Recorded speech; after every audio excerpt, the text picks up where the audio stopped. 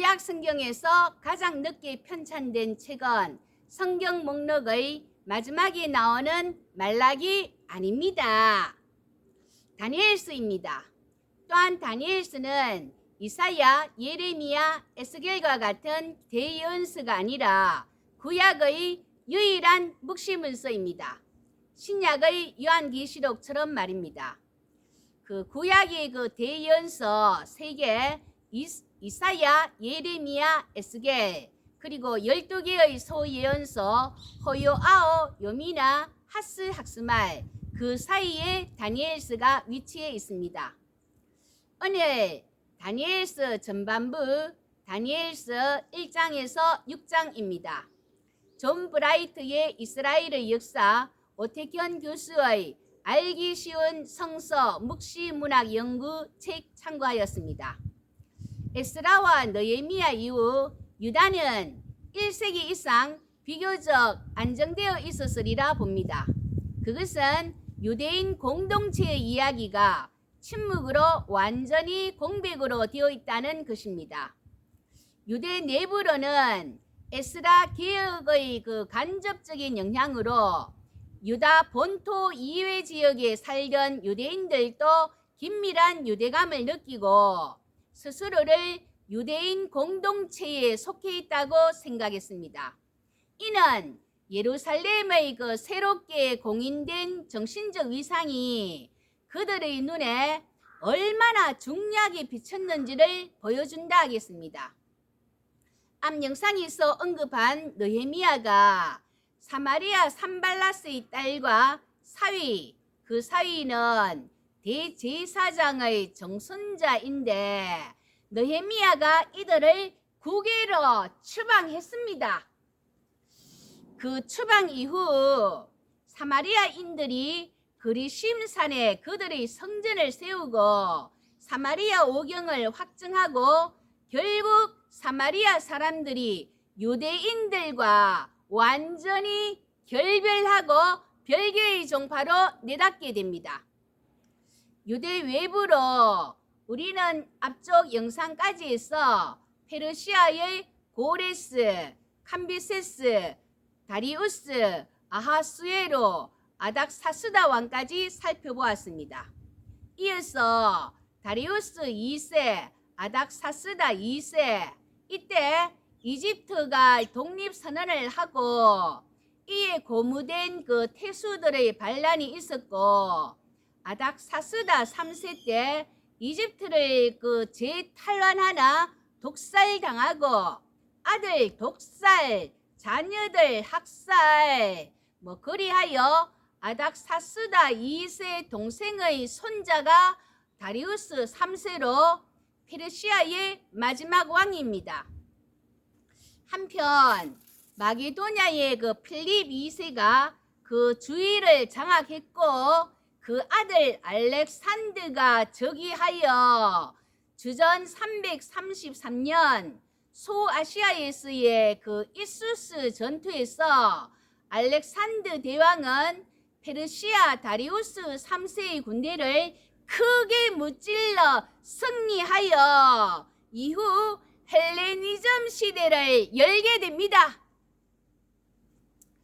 고레스가 바벨론에 그 무혈 입성하듯 그 페르시아의 통치로 피폐해 있었던 이집트는 알렉산드를 해방자로 맞이하여 합법적인 파라오로 옹립했고 알렉산드는 그 페르시아 제국의 가장 먼 그 동쪽 변경까지 진격하여 인더스강을 건넜고 거기에서 그 전설에 의하면 더 이상 정복할 곳이 없구나 하고는 울었다고 합니다. 사실은 헬라인들이 그 세상의 끝이라고 믿었던 그 동쪽 대양까지 이르려면 또 하나의 거대한 겐지저강을 건너야 하는데 군사들이 그만합시다, 그만 갑시다 나아가기를 거부했기 때문입니다. 그 보복으로 험로를 통해 바벨론으로 귀환하는 그 새로운 탐험 도중 열병 또는 동물 그 중독으로 폐기에 찬 알렉산더는 안타깝게도 33살이 채 못 되어 주전 323년 바벨론에서 죽었습니다. 잘 나갈 때 조심해야 합니다. 알렉산더가 죽은 직후 그의 장군들의 그 패권 다툼으로 거대한 제국은 네 지역으로 분할 통치되어 마게도니아 지역은 안티고너스, 이집트는 프톨레마이오스, 시리아는 셀유쿠스, 나머지 지역은 리시마크스 왕조가 각각 지배하게 되었습니다. 이때 팔레스타인 지역은 프톨레마이오스와 셀유쿠스의 그 접경 지역에 속해 있어 세력 판도에 따라 지배 왕조가 바뀌게 됩니다.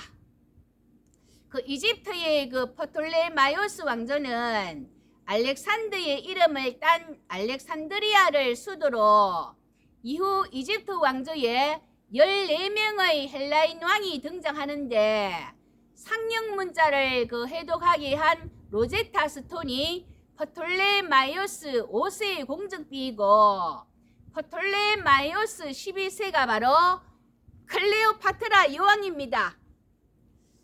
이집트의 마지막 그 보편적인 마지막 파라오입니다. 그 시리아의 셀유쿠스 왕조는 안디옥이 중심입니다. 바울의 이방 선교의 그 전초 기지였던 그 그리스도인이라 칭호를 얻은 그 안디옥 교회가 있던 대도시입니다. 프톨레마이오스 관할 하에 유다는 세금 내고 질서가 잡혀 있는 한 간섭받지 않고 평화로운 시대를 보냈으리라 봅니다.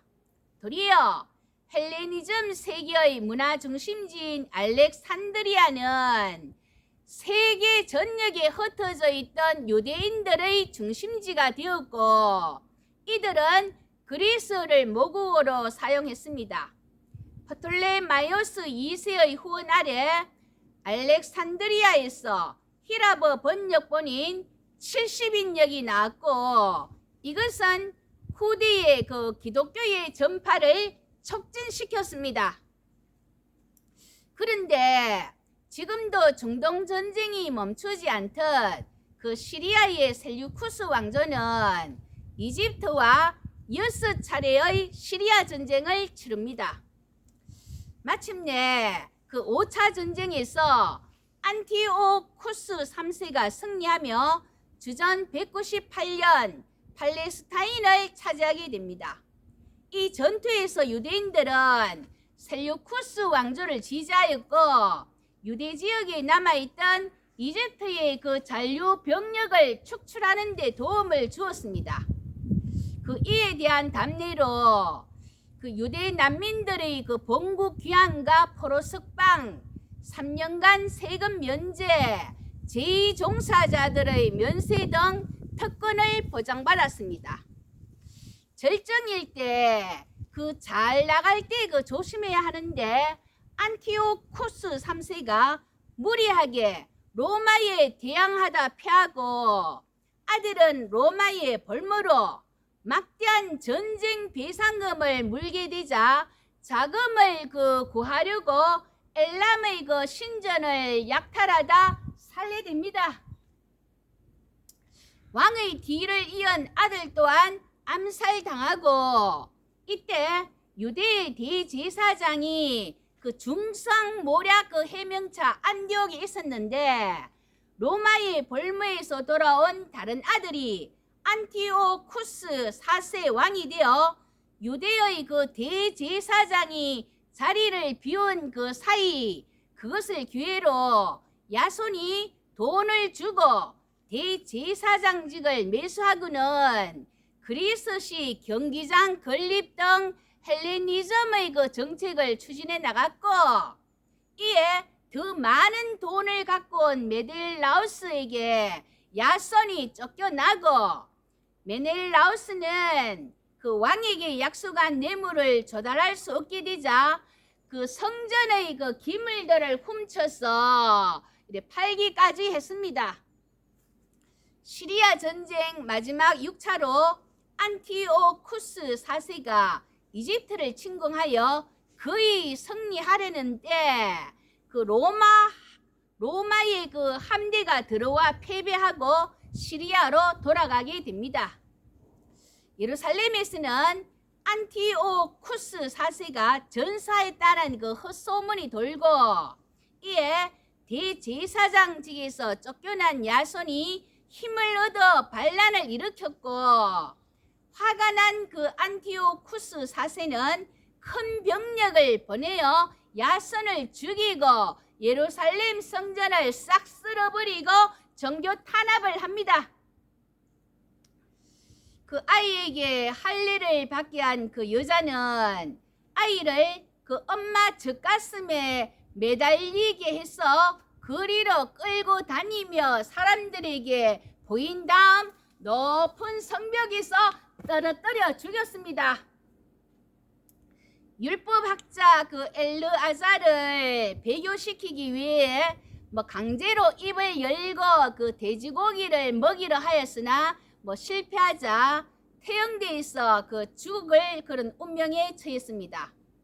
그때 친분이 있는 자가 다가와 율법에 어긋나지 않게 고기를 돼지고기 속에 그 묻어둘 테니 그것을 골라 먹고 목숨을 부지하기나 만일 그런 짓을 한다면 이방인들의 풍습을 따랐다고 많은 젊은이들이 생각할 것이다. 그리고 얼마 남지 않은 목숨이 아까워 그런 가장된 행동을 한다면 젊은 그들도 나 때문에 그릇된 길로 빠지게 될 것이고 이 늙은이에게는 치욕과 불명예가 돌아올 것이다. 하고는 그 순교의 길을 택했습니다. 안식일을 엄밀하게 지키려 했던 사람들은 군사들의 칼에 맞아 죽었고 많은 사람들이 그 부정한 음식에 손대기를 거절했다는 이유로 사형을 당했습니다. 율법 사본은 불태워졌고 잔인한 고문을 받고 죽기도 했습니다. 주전 167년 올림푸스 제우스 신의 그 제의가 예루살렘 성전에 그 도입되어 그 제단에 돼지고기가 제물로 바쳐졌습니다. 다니엘서에서 말하는 멸망하게 하는 가증한 것입니다. 이에 저항운동의 중심에 하시딤이라는 집단이 있는데 바리새파와 에세네파의 선구자로 조상들의 신앙을 고수하는 사람들입니다. 다니엘서는 성전이 모독된 후 오래지 않아 주전 166년에서 165년경 안티오쿠스 4세의 박해 때 하시딤 사람에 의해 편찬되었습니다. 포로기 당시에 신앙을 지키고 본이 된 삶을 살렸던 그 전설적인 그 영웅 다니엘의 모습을 안티오코스 4세 당시의 사람들에게 전달하여 줌으로써 신앙을 지키도록 권면하고 있는 것이 다니엘서입니다. 현재의 상황이 헬라화에 반대하면 모두 죽는 상황이라 자신의 메시지를 마음대로 전할 수 없었기에 비밀스럽게 상징과 숫자를 통하여 자신들의 공동체에게 위로와 회복의 메시지를 전할 수밖에 없었던 것입니다.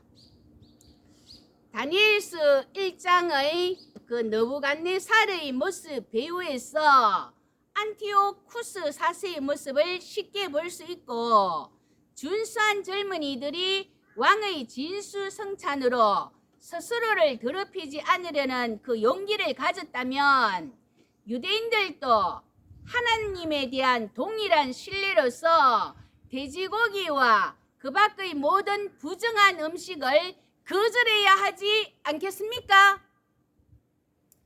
음식으로 인해 하나님의 말씀을 버리지 말며 끝까지 신앙의 길을 지킬 것을 선포하고 있습니다. 다니엘서 2장, 4장, 5장은 꿈의 내용이나 꿈을 해석하는 것이 중요한 것이 아니라 하나님이 주신 지혜로 대국의 왕을 굴복시키는 그 다니엘의 모습을 통해 당시 고난당하는 백성들에게 이방인의 그 지혜를 따르는 것이 아니라 하나님이 주시는 지혜를 따를 것을 말하고 있습니다. 다니엘서 2장 31절부터 33절까지 왕이여 왕이 한 큰 신상을 보셨나이다. 그 신상이 왕의 앞에 섰는데 크고 광채가 매우 찬란하며 그 모양이 심히 두려우니 그 우상의 머리는 순금이여. 그 38절에 보면 왕은 곧 그 금머리니이다. 그 순금은 바벨론 왕 느부갓네살을 지칭하고 있습니다. 가슴과 두 팔은 은이요 배와 넓적다리는 놋이요. 39절에 보면 왕을 뒤이어 왕보다 못한 다른 나라가 일어날 것이요. 그 은은 메대를 가리키고 세 번째 그 셋째로 또 녹 같은 나라가 일어나서 온 세계를 다스릴 것이며 바로 놋은 페르시아를 지칭합니다. 33절 그 종아리는 쇠요 그 발은 얼마는 쇠요 얼마는 진흙이었나이다. 그 39절에 40절에 보면 넷째 나라는 강하기가 쇠 같으리니 쇠는 모든 물건을 부서뜨리고 이기는 것이라. 쇠가 모든 것을 부수는 것 같이 그 나라가 문나라를 부서뜨리고 찌을 것이며 바로 그 마게도냐 그리스 마게도냐의 알렉산더 대왕이 쇠로 이제 표현하고 있습니다. 41절 그 왕께서 그 발과 발가락이 얼마는 토기장이의 진흙이요 얼마는 쇠인 것을 보셨은즉 그 나라가 나누일 것이며 왕께서 쇠와 진흙이 섞인 것을 보셨은즉 그 나라가 쇠 같은 든든함이 있을 것이나 그러니까 알렉산더 사후에 그 네 지역으로 분할된 것을 나타내고 있습니다. 그 34절 또 왕이 보신즉 손대지 아니한 돌이 나왔어 신상의 쇠와 진흙의 발을 쳐서 부서뜨리매 그때에 쇠와 진흙과 녹과 은과 금이 다 부서져 여름 타작마당의 겨같이 되어 바람에 불려 간 곳이 없었고 우상을 친 돌은 태산을 이루어 온 세계에 가득하였나이다. 그 44절에 보면 하늘의 하나님이 한 나라를 세우시리니 이 모든 나라를 쳐서 멸망시키고 영원히 쓸 것이다. 그 이는 그 모든 것이 하나님의 손에 달려있고 예정대로 진행되며 이김이 없다는 것 그리고 현재의 고통은 하나님의 목적이 그 계가를 올 날이 가까웠음을 알려주는 것으로 그 자기 백성들에게 확신시키고 있습니다. 다니엘서 4장은 그 소처럼 짚을 먹는 느부갓네살에 대한 이야기 그가 하나님에게 굴복하였듯이 현재 자신들을 괴롭히는 그 헬라 세력도 하나님께 굴복할 것이라는 희망을 말합니다. 다니엘서 5장은 벨사살이 그 성전에서 그 탈취하여 온 그릇으로 술을 마시며 그 우상 숭배하는 그러다가 하나님의 그 심판을 알리는 벽의 손가락 글씨 이는 바로 안티오쿠스 4세에 의해 자행된 그 성전 침입 및 그 기물의 약탈 등 하나님의 신성을 모독하는 행위에 대해서 하나님의 적극적이고 엄한 형벌이 임할 것이라는 사실을 암시적으로 보여준다 하겠습니다. 그 다니엘서 3장 16절에서 18절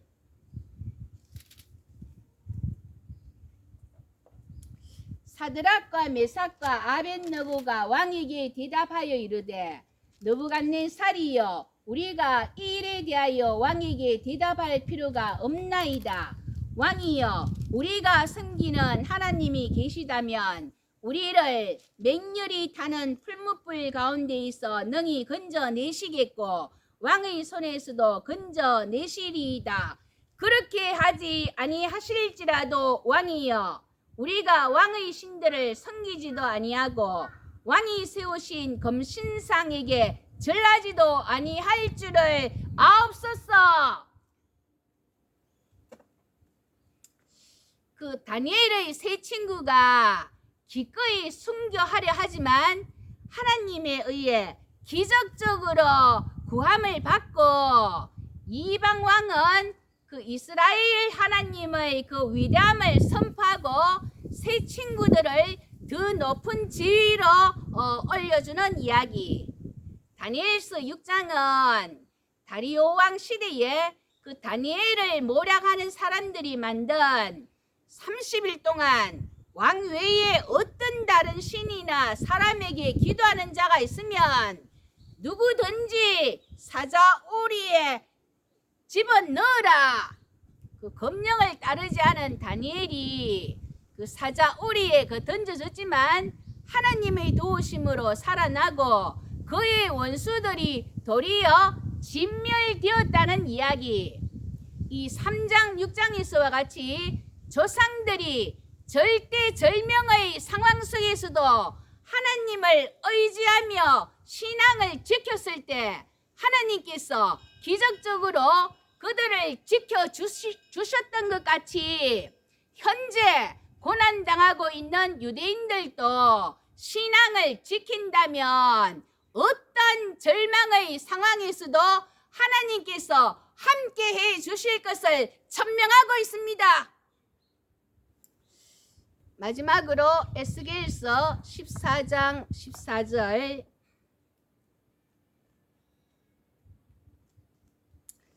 비록 노아, 다니엘, 욥 이 세 사람이 거기에 있을지라도 그들은 자기의 공의로 자기의 생명만 건지리라. 폐역한 시대 의인도 자기의 생명만 건지게 됨을 명심하시고 우리 한 사람 한 사람 각자가 신앙을 잘 지켜나가시기를 예수님의 이름으로 기도합니다. 아멘.